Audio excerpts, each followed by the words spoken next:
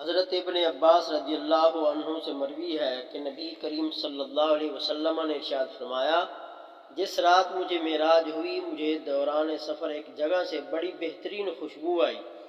میں نے پوچھا، جبریل یہ کیسی خوشبو ہے؟ انہوں نے بتایا کہ یہ فرعون کی بیٹی کی کنگھی کرنے والی خادمہ اور اس کی اولاد کی خوشبو ہے۔ میں نے پوچھا کہ اس کا قصہ تو بتائیے۔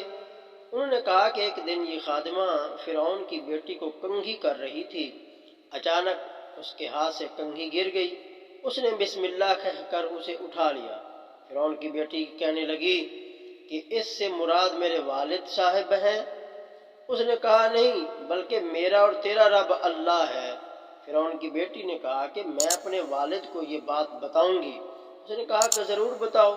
فرعون کی بیٹی نے باپ تک یہ خبر پہنچائی۔ اس نے خادمہ کو طلب کر لیا۔ جب وہ خادمہ آئی تو فرعون کہنے لگا، اے فلانا، کیا میرے علاوہ بھی تیرا کوئی رب ہے؟ اس نے کہا، ہاں، میرا اور تمہارا رب اللہ ہے۔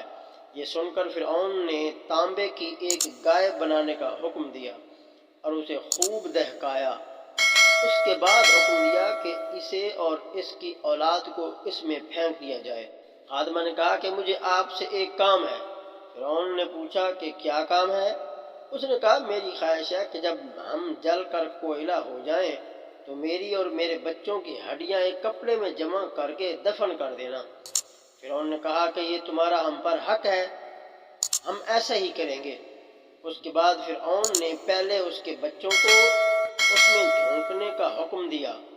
چنانچہ اس کی آنکھوں کے سامنے اس کے بچوں کو ایک ایک کر کے اس دہکتے ہوئے تنور میں ڈالا جانے لگا، یہاں تک کہ جب اس کے شیر خوار بچے کی باری آئی تو وہ اس کی وجہ سے ذرا ہچکچائی۔